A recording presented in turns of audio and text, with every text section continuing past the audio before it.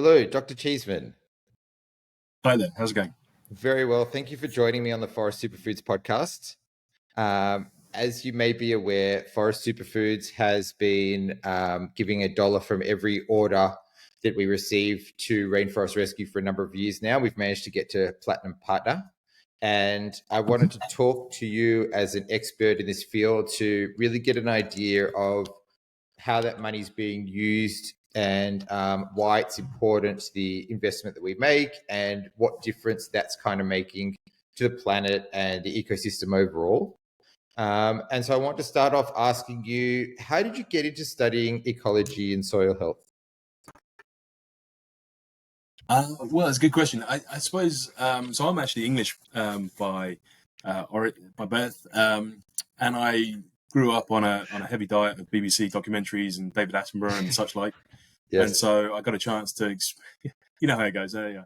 I love it. But so I experienced a lot of the beautiful documentaries. And so I kind of got to experience some of that. Through the TV. The beauty of the tropical systems and comparing that to dull and grey England. It always was quite fascinating for me. And luckily, after my I did my undergraduate degree in England, and then after that, I had the opportunity to go to Panama. And there is really I kind of fell in love with tropics and tropical systems. And I've been lucky enough to be working in them around the world ever since. Wow. Okay. And what is it? What is it about tropical systems that's so different to like a temperate rainforest, for example? Yeah. Okay. Well, I suppose that's not to say I don't like temperate rainforests. I believe all forests are beautiful in their way. Yes. But I suppose tropics. What's special about tropics? I think it's probably the rate at which things happen. Okay. The rate that things grow, the rate that things decompose, turn over, is just so much faster. Because 12 months of the year, things are happening. Yes. And it's amazing when you walk into those tropical forests and you see everything just sort of growing on top of each other, over each other, through each other. It's really quite a dynamic place and quite beautiful to see. Yeah, and I guess in a temperate forest, because we're in Victoria in the Yarra Valley, so we're in a temperate environment, and it's that whole thing of like over winter, everything's kind of dormant and asleep, and so now we're in a process where things are growing, but it's really that's happening at 2 or 3 times the speed in the tropical because nothing ever sleeps; it's continuously evolving. Absolutely. I mean, there might be some seasonality associated with wet and dry, but here in the where I'm based, which is the sort of wet tropics up in northeast Queensland, it's more like wet and slightly wetter. And so, right, everything all year round, there's plants are growing and actively, it's an amazing system to walk into. And you do see seasonal shifts, but not in the same way. You don't get the sort of the senescent period you do in temperate systems where everything really sort of shuts down and almost stops. Yes. So I want to talk about climate change because you hear a lot of stuff in the media about, everything's being done for climate change and changing to electric vehicles and using wind and regenerative forms of energy. How do rainforests contribute to helping us avoid climate change? Right. So I suppose it's one of the ways we need to combat climate change. And I don't think there's ever going to be one solution for these things. But what it is it's a tropical rainforests offer the opportunity to rapidly pull carbon out of the atmosphere and store it in living biomass and in soils. And that process is something that we desperately need. And there's a lot of talk about carbon capture technologies and engineering a way out of this solution. But in truth, there's nothing ever that's been trialed at scale that even comes close to what trees do naturally. And so what we can do in restoring landscapes like tropical forests, but also other forested systems, is use what is a naturally evolved carbon capture mechanism to help combat the worst extremes of climate change. Now, that's not to say it's going to be all we need to do. We need to reduce our emissions. We need to move to cleaner renewable energies, etc. But it's certainly something that we can do and is proven to be possible to do at scale.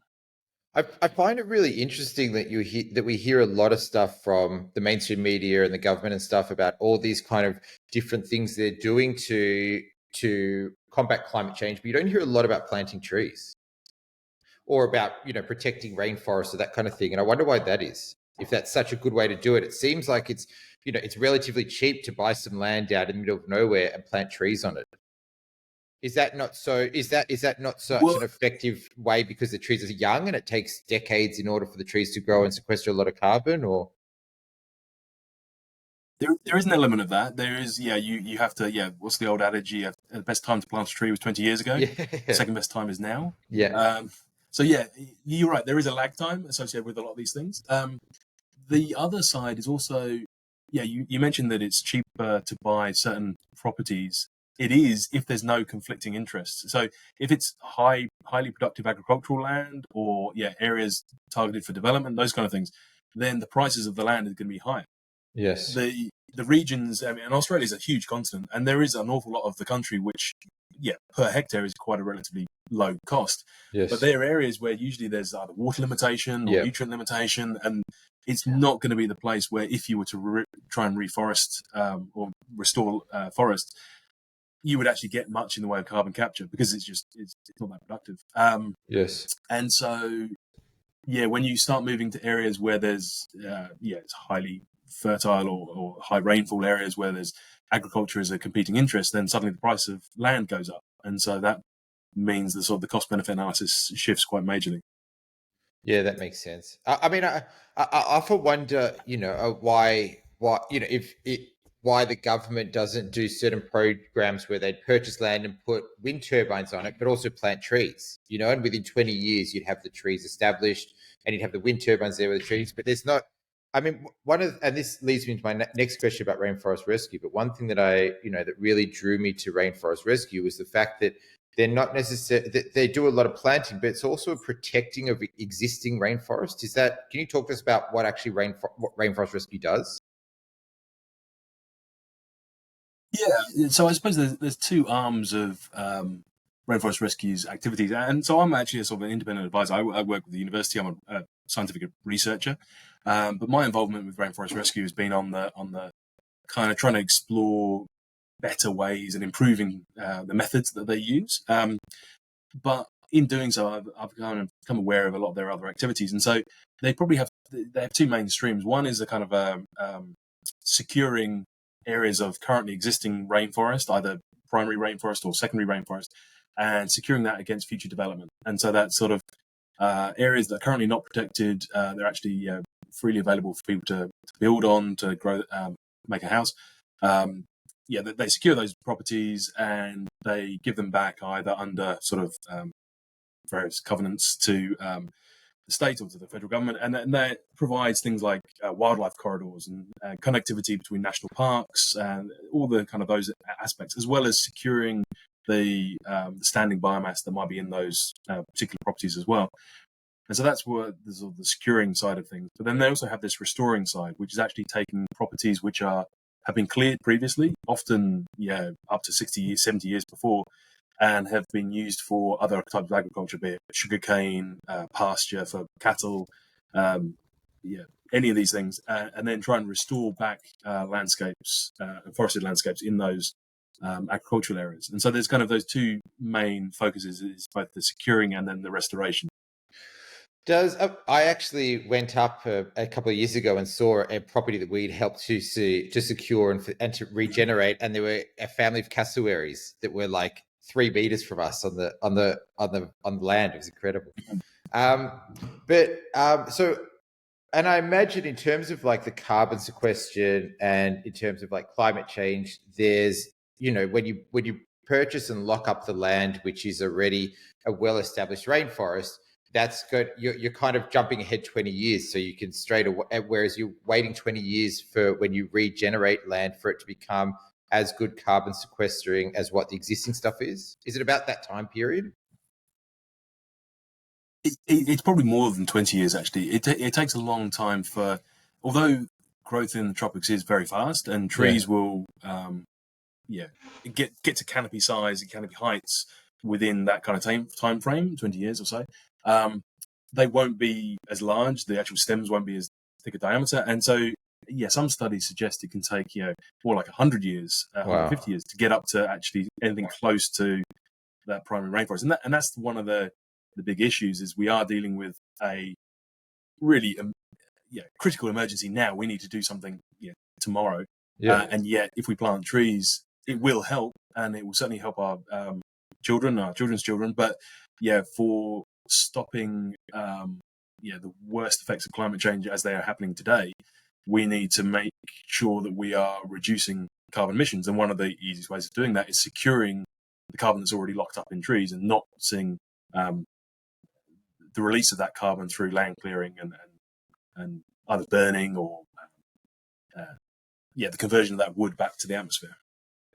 Yeah. Okay. So it's when you because my understanding was the carbon's actually stored in the soil, but is it stored in the trunk in the trees themselves? Well, it's a good point. So it's kind of both. So if you imagine a forest, if you imagine walking out into a forest, you see all these big trunks.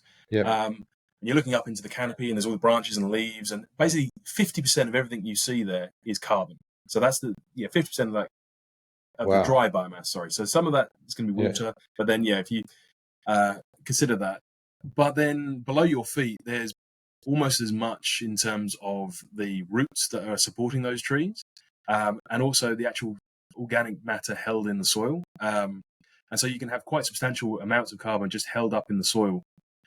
Because those roots decompose, they start decomposing, but they decompose slowly, and that's a way that the trees are actually pushing carbon down into the forest soils.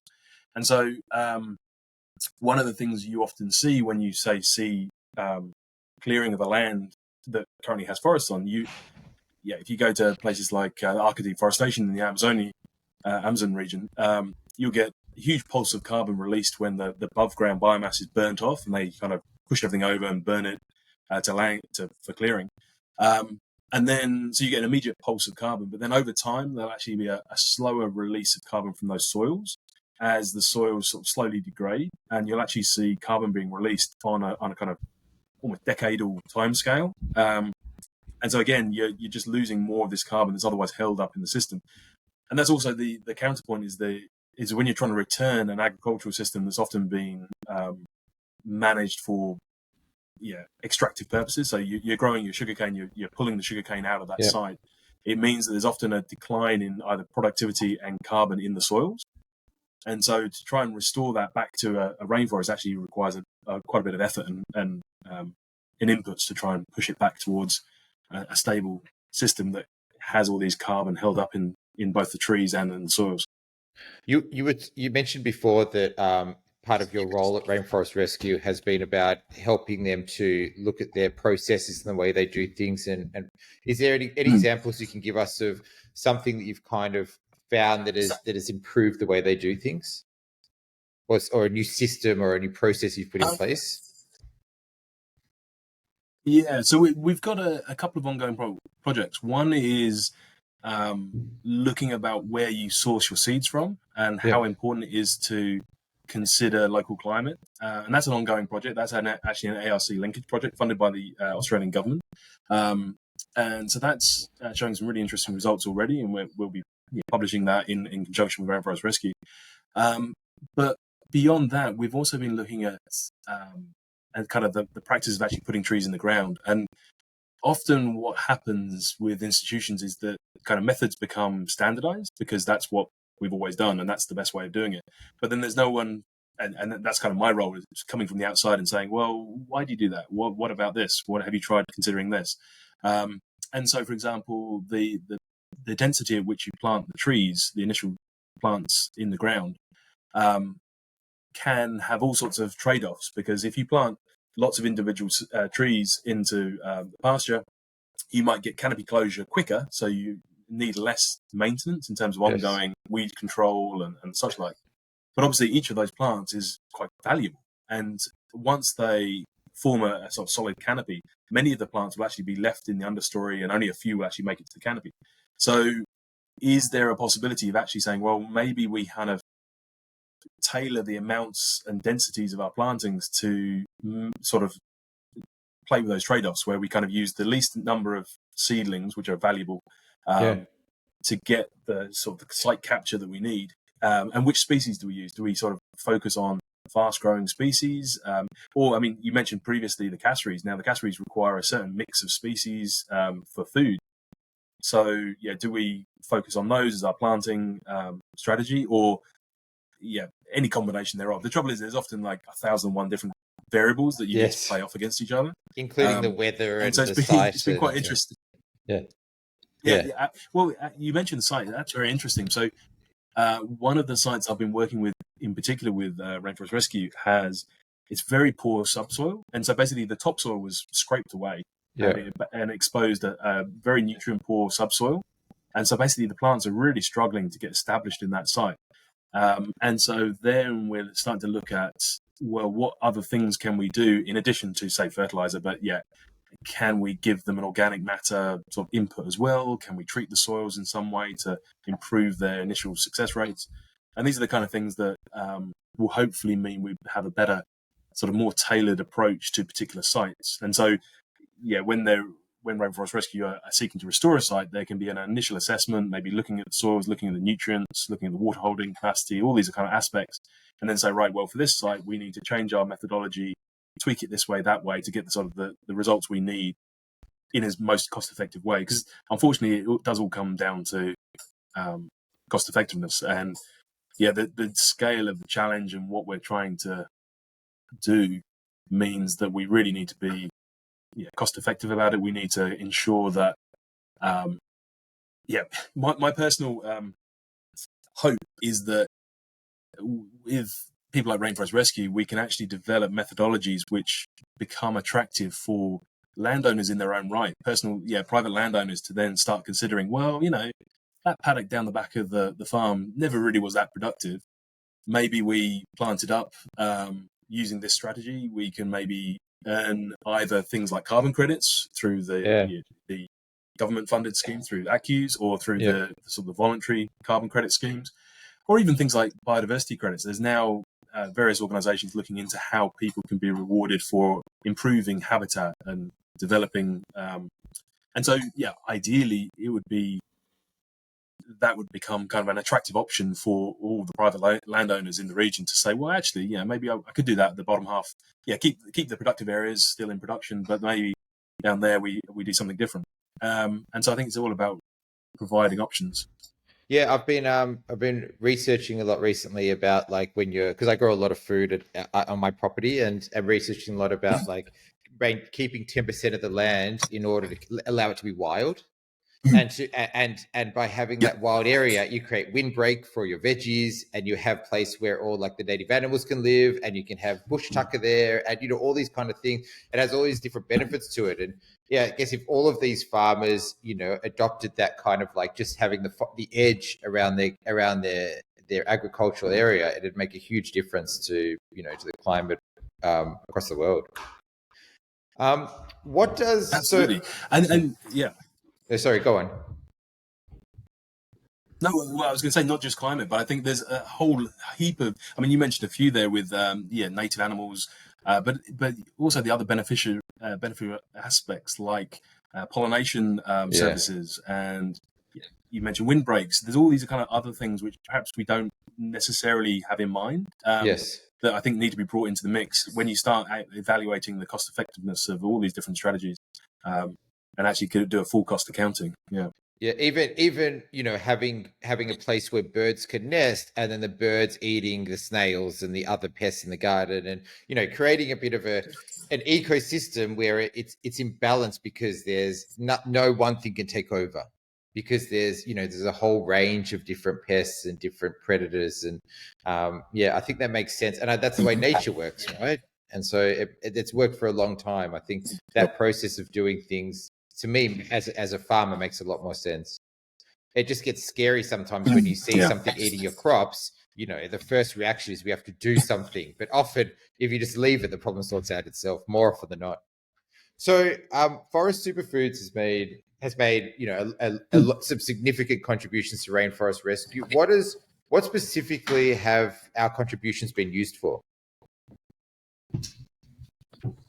Well, so actually, I asked Kirsten to give me a breakdown of exactly Yeah, what the forest superfoods have contributed to, and so yeah, there's a number of properties that you've helped secure. So, I yeah. mean, I can go into the details, but in overall, I can say that really it's about 2.5 hectares of lowland tropical rainforest have been um, secured. And so this is kind of lowland forest which connects.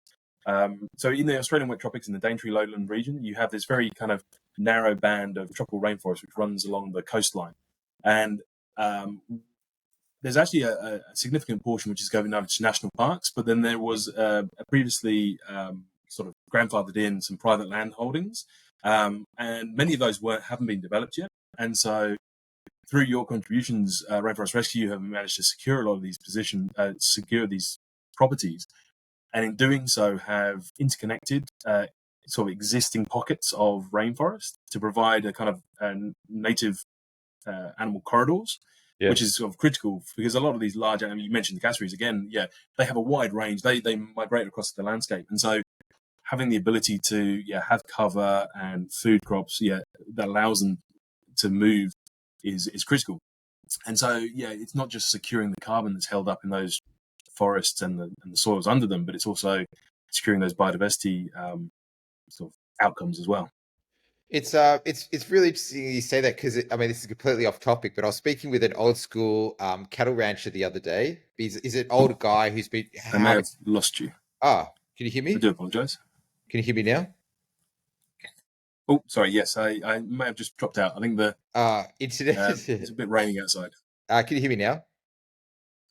Yep, I can. Yeah, I was telling him how much our cows eat, how they just eat a huge amount of food, and he was saying that a lot of they eat more than they need to because of boredom. Because cows traditionally would continuously move through different areas, and they'd have predators, and they'd have babies, and they'd have walking to their favorite spot and trying to find water, and all these different things that they would be doing rather than just walking up and down the paddock eating. And it was very interesting that he talked because I never thought about that before. But like they have this, they just eat because they've got nothing else to do. Whereas when they were living out in nature, they would be traversing different lands and fighting off predators and doing all these things in order to. They'd have other things to distract them other than just eating all day long.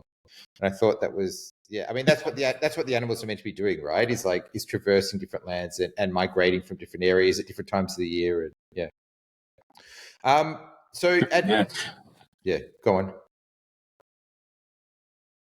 No, well, I was going to say that actually in Europe, there's actually a big move towards so-called rewilding. I'm not sure if you're familiar with that, but No. it's a movement which is trying to replicate exactly what you're talking about. And so I can't remember the name of the program just outside Oxford, but they're basically trying to replicate a kind of a dynamic landscape, and they have large cattle there, kind of historic breeds, trying to mimic the megafauna that would have been there at the site, and you end up with a much more dynamic landscape. And so, the cows, as you say, they rotate, they graze particular areas preferentially, which opens up areas which allows seedlings to get established. And so, over time, that then becomes a little coppice of woods. But then the cows or the animals have moved on, and and so you get a much more kind of heterogeneous landscape. Yes. And in doing so, there's all these kind of additional benefits. And so, you get perhaps the landscape being shaped by these larger processes, but then that brings in bird diversity and insect diversity and all these other things. And so there's a big program in European systems where there's a realization that really the landscape is basically completely artificial. It's a man-made landscape, and there's a push towards so-called rewilding. And obviously that you can never completely replicate because one time there was wolves and saber-toothed tigers running around England, and that's never coming back. But you can at least push back towards something which has a bit more heterogeneity in it, and it isn't just monocrops of particular agricultural wheat. And today, there's a lot of like finger pointing at the cows and saying the cows are the problem for carbon. But I wonder if the problem is just the way we raise the cows rather than the cows themselves. Yeah, I suppose that it's a bit of a tricky one because it's unfortunately the way we raise cows is a result of just the demand. Yeah. And so we've kind of been pushed in it because there is a growing demand for meat-based protein and rising economies that are demanding high quality of living, which is associated with more meat-based diet. Yep. The only way to supply that is to sort of push yourself into these more kind of industrialized, high efficiency type systems. But at what cost? And so then there becomes a question about how, I'm not saying everyone needs to be vegetarian, but if you kind of said, right, well, if we did reduce meat intake, then perhaps the quality of the meats could be better, and and all these other aspects we're talking about would become a viable option, which at the moment, just because the sheer demand it just doesn't make it viable. Yeah, and exactly, and you could have better animal welfare outcomes as well if that was the case. Absolutely, very much so. You mentioned in your report about the contributions from forest superfoods to Rainforest Rescue that the contributions had resulted in 462 tons of carbon that was retained in forests. How do you calculate that 462 tons in a very basic way for those of us who aren't scientists? Well, so there are kind of standard protocols because obviously, as you know, there's a lot of interest in carbon and Yes. accounting for carbon in the landscape. And so both internationally, but also the Australian government has these kind of set mechanisms by which they would suggest something. And so really we followed a kind of a standard methodology set out by the Australian government for how to account for carbon in a particular landscape. And it basically assumes that a particular area has, as its sort of carrying capacity, the amount of biomass that can be held in that landscape by forests is a certain number. Okay. And the assumption there is that over time, everything would trend towards this maximum carrying capacity of the landscape. Because, as trees grow, obviously they're capturing carbon, so the amount of carbon in the landscape increases. But then at some point, you get to a sort of upper limit. And at that point, trees are turning over, they're dying, they're decomposing, they're releasing carbon at the same time as other trees are growing. And it basically sort of stabilizes. And that represents, you can't fit any more carbon in that landscape than that maximum carrying capacity. Yep. And so that's been sort of calculated across the landscapes. And we can take that number and say, right, well, given the area that we're dealing with and given this known carrying capacity, given what we know about how much carbon trees hold, how much carbon is in the soils associated with that tree, how much carbon is in the roots, we can kind of basically add it all together and say, right, well, for this landscape, the maximum amount of carbon that will be held in a kind of a mature forest is X.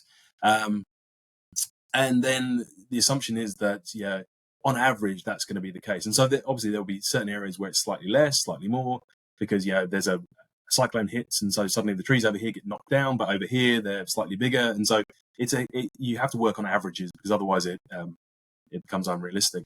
Yep. There are other methods where you actually individually go in and measure individual trees, but obviously that's extremely labor intensive and can be done. And we're actually trialing some new technologies to do that in a more sort of cost-effective way, which is actually using so-called terrestrial laser scanning, TLS.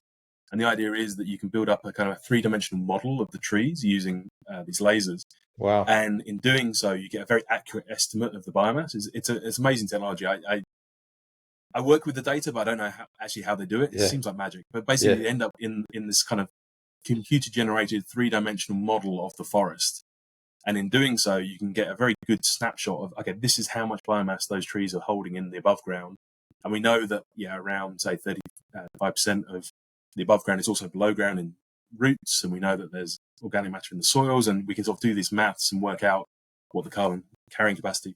But that's a relatively new technology. And it's kind of we're still testing it. And other people around the world are kind of trialing it as a means of developing a kind of gold standard for carbon accounting. But for this work that we did with you guys, we were using this standard tools that the Australian government provide. So they call it the full CAM model, which is the full carbon accounting model. And so this is the same thing that Australia uses to establish its the carbon balance of growing landscapes, of restored landscapes, but also of deforestation and lost landscapes. So it's kind of the universally applied model here in Australia. Yeah, okay. But it's basically based on land size. So they'll take land size and they'll say this is a mature tropical rainforest, therefore we're going to times that land size by X amount of carbon per square meter or something. Yeah, and actually, this was actually an interesting thing coming as a scientist, and I think something that we perhaps I'd like to sort of get you and your listeners to think about is the fact that there's no such thing as an average tree. If you imagine a Scots pine, or a giant redwood, say, big tree, or a blue gum, mountain blue gum, the amount of carbon held in that one tree is enormous. Tens of tons. At the same time, you can have trees in the understory that are starved of light, that are perhaps just as old, and they have next to nothing in them. And so there's no such thing as an average tree. And so when we do a lot of this work, we have to kind of work on those aerial averages of averaging across the landscape, because I actually had a colleague who worked in Panama, and she held her 50th birthday for a leaf on a small sapling in the understory. And so this sapling had basically sat in the understory, shaded, hadn't grown much, and for 50 years it just sat there, did nothing. Wow. And so she actually had a little birthday party for this one leaf, because she'd studied it back in the day. Wow. And so you've got to keep that in mind. It's amazing to think of. But so, and that's a kind of a bit of a shift when you start thinking about, okay, we planted 100 trees. Well, that doesn't mean all 100 trees are going to grow into giants and store tons of carbon each. Some of them will, but some of them will pay off. Some of them will get stunted in the understory. And so we have to work on these aerial averages just as a way of kind of evening out that variation. And I mean, my understanding is that it's a whole ecosystem. So the understory, although they might not have carbon in that specific plant, it's still playing a part in the whole thing. If you just had the canopy level, then that's not a rainforest. That's just a canopy of trees. You need the other levels in the understories in order to make it a complete ecosystem. How do you absolutely? And this is where. Sorry, go on. We've got a bit of a delay, I think. Well, I was going to say there's actually there's a slight lag on the line. I think you're right, absolutely. And this is actually where there's some interest in how to accelerate those other processes. So alongside planting trees, maybe the dead wood that you find in a forest, the trunks and branches lying on the ground provide habitat for insects, amphibians. It's a whole ecosystem that's growing there. And so sometimes when you walk into a restored forest, you realize, well, you've got that canopy above, but there's just nothing in the understory. And so there's some people which are advocating for, well, we need to kind of kickstart that process. And maybe what you do is you go through and you actually add in downed wood, or you maybe cut down every other tree after a few years to increase the decomposing dead wood on the ground of the forest, and kind of really just turbocharge all the restoration of all these other processes that, as you say, make a rainforest. It's not just trees; it's this kind of very interconnected web of aspects. Yeah, and I think about that, the kind of that chop and drop method from permaculture, that idea of like cutting down branches and stuff and dropping the ground. And you're basically making compost in situ, which is what the rainforest is doing, right? Every time a tree drops or a leaf drop or an animal dies, that's creating compost and creating organic matter, which is then feeding the rainforest as a whole. Yeah, absolutely. And I may have just lost you again. No, you're back. No, I'm here. Yeah, I think you're right. Yeah, no, I think you're absolutely right. And if you imagine that, so in South America, in parts of the Amazon, you have these so-called white sand forests, and it's basically tropical forests which are growing on what looks like beach sand, and it's amazingly, there's no nutrients in the sand. It's just pure white beach sand. And you have this tropical forest that's growing. And yes, it might be a little bit stunted, but it's otherwise a mature tropical forest, and it's amazingly diverse and really beautiful. But what it has is really tight coupling of nutrient cycling. And so what happens is, trees lose leaves or branches, they hit the ground, they start to decompose, and then there's mycorrhizal fungi, which are then absorbing those nutrients and exporting them back to the plants. And you kind of almost get a kind of very tight cycling of the nutrients, almost divorced of the underlying bedrock and poor soils. Wow. And so in a tropical forest, you'll see something like that happening, where you can typically have quite poor soils. If you actually to look at the mineral components of the soils, they'd be low in phosphorus potentially.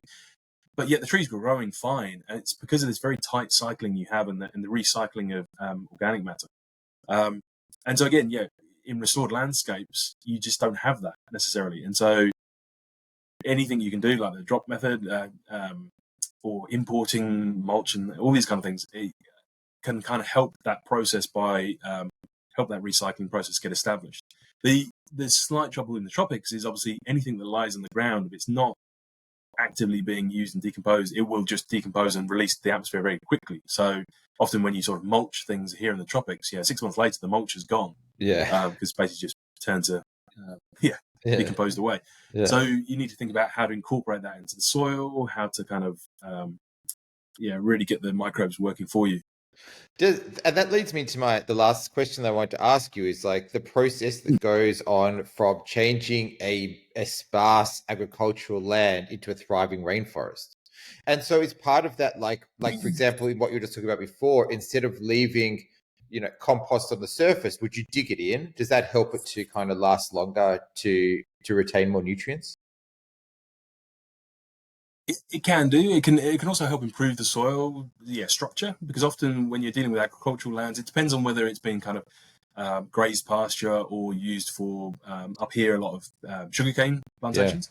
So with that, there'd be tillage going on, but obviously might be a hard pan, so you actually end up with sort of very little soil structure, and then kind of maybe an impervious layer below the plough layer. If it's been under cattle pasture, you might get a lot of compaction. So again, you get very poor soil structure, very low water holding capacity. The organic matter has kind of decomposed in the soils. So that process of digging in organic matter can help improve the structure and the water holding capacity, which we do have a dry season up here, and so that can really help plants kind of make it through the dry season. The trouble is that obviously costs time and effort to do that, and so this is something we're exploring. Are there ways of kind of getting those benefits, but without having to physically, manually, churn up the soil and lay down organic matter? In agricultural systems, you also have a huge issue with weeds potentially, and so trying to manage weeds can become a major headache. And one of the big costs for restoring landscapes is actually suppressing the weeds long enough that the trees can sort of get established, get up above the weed layer, and once they're established, they'll shade out the weeds, and you'll kind of have a self-sustaining system. But it may take 2-3 years to get to that point, and depending on where you are, whether you have access to machinery that allows you to sort of slash in between trees, or whether you're using chemicals, which is obviously not desirable and quite expensive. But in some systems, there's just the grasses are so aggressive that you really just need something to let the trees get a head start. Are they aggressive because of the farming practices that have been used before? Are they aggressive just because it's been left for a long time? Or what is it that makes them so aggressive on agricultural land? Well, there's a couple of things. So one, there's often grasses which have been introduced, so they're sort of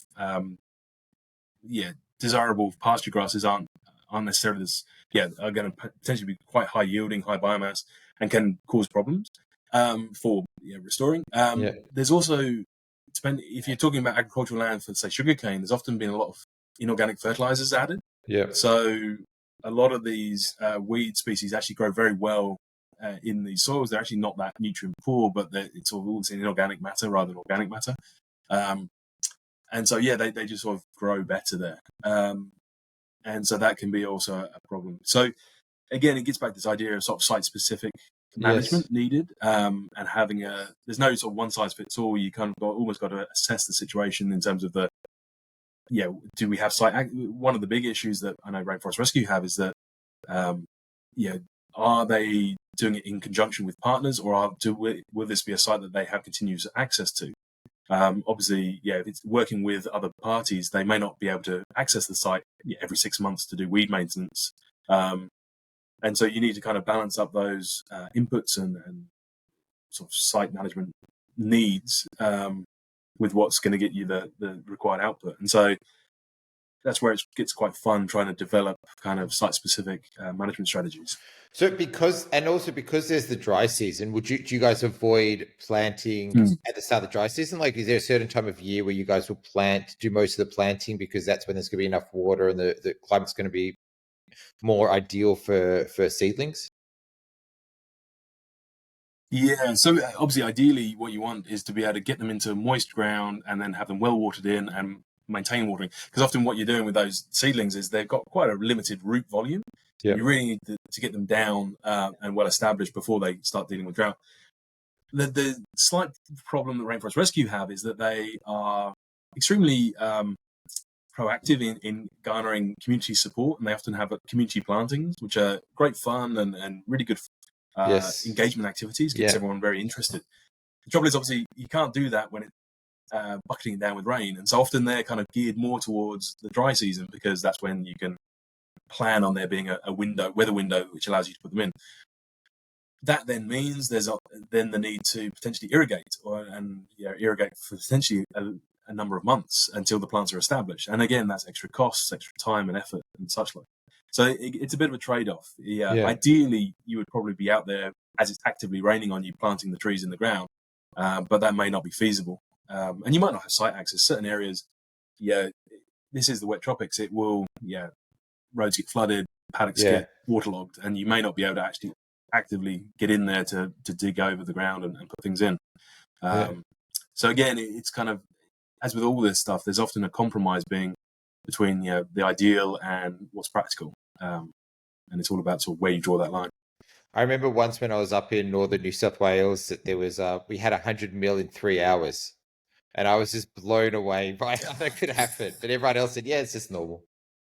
Yeah, I mean, and that's not atypical. Like 100 mils up here in the wet tropics in 3 hours. I mean, that's it's a bit wet, but I mean, there will be periods where you get that in an hour. It's crazy. We're really dumb. Crazy. I mean, we're currently looking at this cyclone first of the season off the coast, and if that comes ashore, that's you're going to be seeing those numbers. All over the place, and that's where you get these kind of areas just becoming inaccessible because it's just not safe to do so. Yeah, it's a different world in the tropics. All right, it's good fun. Thank you, Dr. Cheesman, for joining me for the Forest Superfoods podcast. I learned a lot, and it was really good to get an understanding of what it is you are doing in conjunction with Rainforest Rescue and all the good work you guys are doing. And thank you. Yeah, and thank you for your support for Rainforest Rescue. I think it's in a world with some really pressing there's a pressing need to take action, and your contributions is definitely helping to both secure and restore these beautiful systems. We're happy to help. Thank you. Thank you.